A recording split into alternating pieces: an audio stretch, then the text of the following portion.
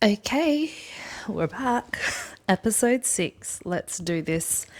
So, on the last episode, hello, by the way, my name's Katie from the Alliance Souls podcast. I'm going to just jump straight into episode 6. The last episode, we spoke about August and how August feels for me. You know, it's a challenging month because it's the month that I lost my brother to suicide. So, full trigger warning for those watching. So, I said that I wanted to discuss grief, but in thinking about it a little bit more, I don't think I'm going to name this necessarily grief, this episode at least, because I think it's evolved for me over the years, considering it happened in 2012 and I'm so bad at maths. It's been a long time. It was my first proper experience of loss because prior to that, I had only really lost a friend, not even like a close friend, just someone I knew, and then my grandparents. So I knew of loss, right? But not to the extent of a family member or someone a lot closer to me. So let me just take you back there before I go on about what I think this episode should really be about. So it was my eldest brother, Tommy, and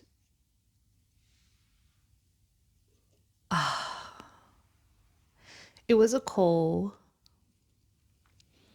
it was a message that changed my life, confidently saying it never was the same again. I remember being at work on a night shift, actually, and in a training course. Or was it like a day night shift? I don't know. I think it was around 5 or 6 or 7. And I had my phone with me, but we were training, so I didn't see anything until the training was interrupted and they said, Katie, you have a call you need to take. And I said, from who? Like, I'm sitting here just training. Like, who's trying to call me?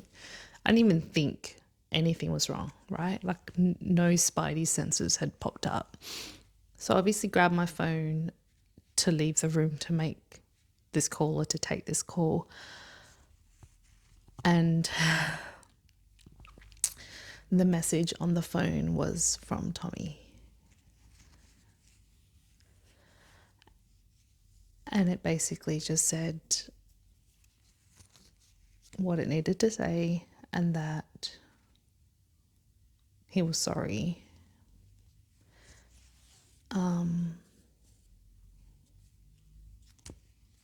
And that there was a lot of love there, right? I ran so fast up the escalator because the escalator goes down.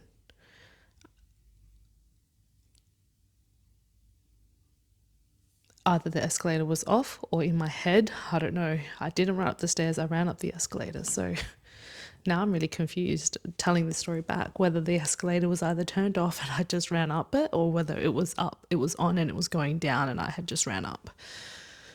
I don't know. I was that out of it because as I'm reading this, my heart starts to race, my mind's going, I'm just in all sorts. I run up the escalator and I collapse on the top. And my colleague and my supervisor came out and grabbed me and just held me because obviously I was inconsolable. they ushered me into the staff room, and it was just a lot of crying and a lot of hysterics. And I waited to be picked up. And when I got to my brother's place, my family was there.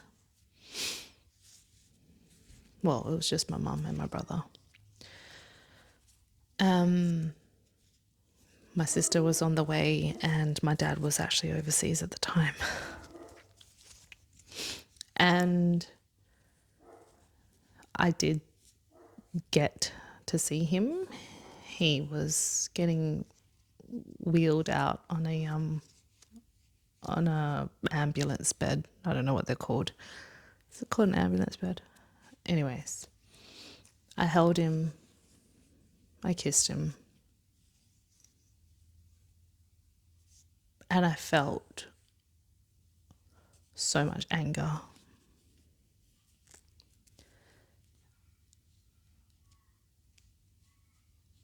Because my mum had to witness that. It wasn't even anger for me. I think it was just anger for everyone else.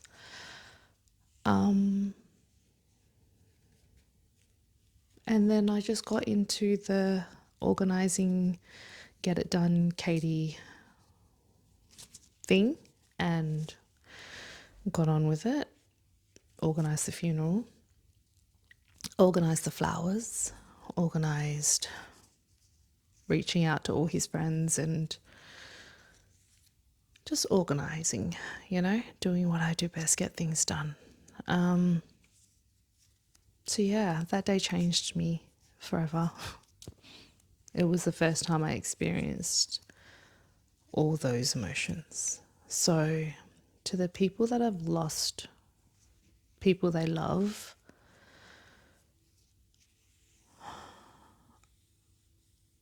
I'm in awe of how we continue to live life and to get to a place of peace from such a place of hurt.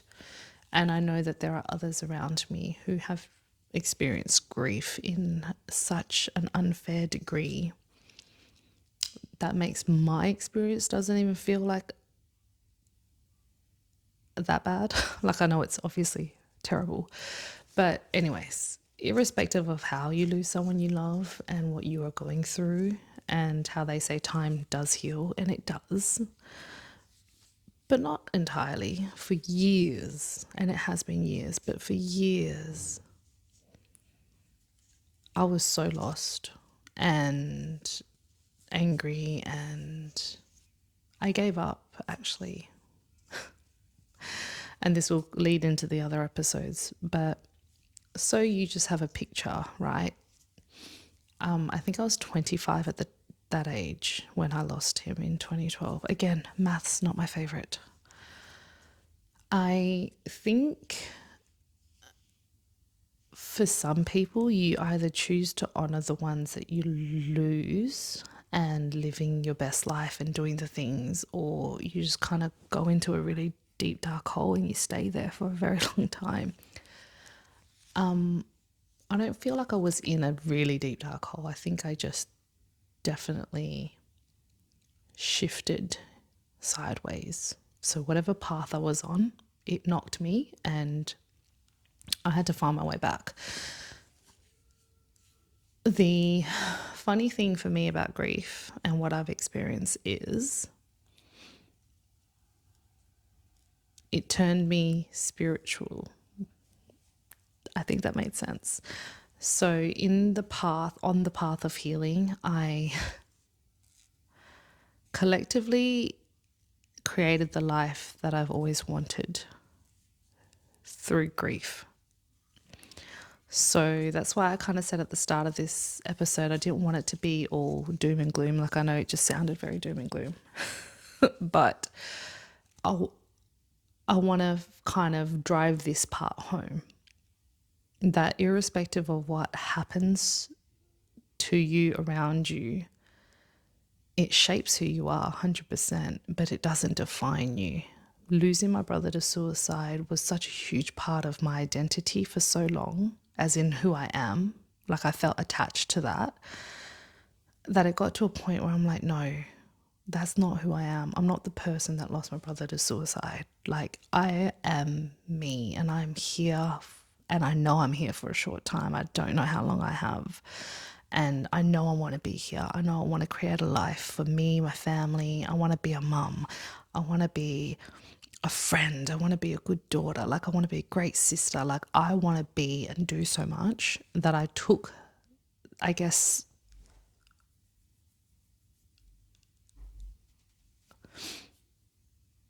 that time in my life, that pain,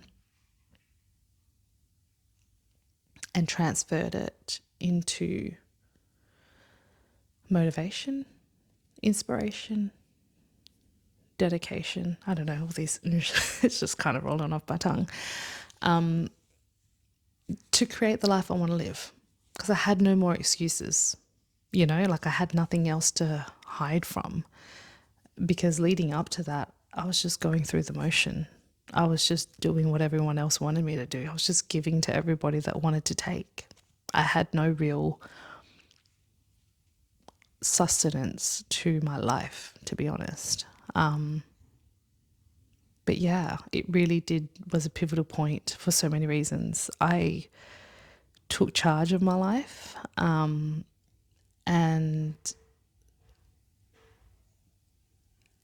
forgave myself. For so long, I was, as most people do, I blamed myself for a lot of the pain that I had caused, or the things that I had said that I regretted, the things I didn't get to say that I regretted. For so long, that was just the thing that would just replay in my head. So imagine living your life like that. You wake up and you're like, shit, I was a shit sister. That was the last conversation we had, or whatever. So I had to get to a point where I had to forgive myself, or else it would have just not gotten better.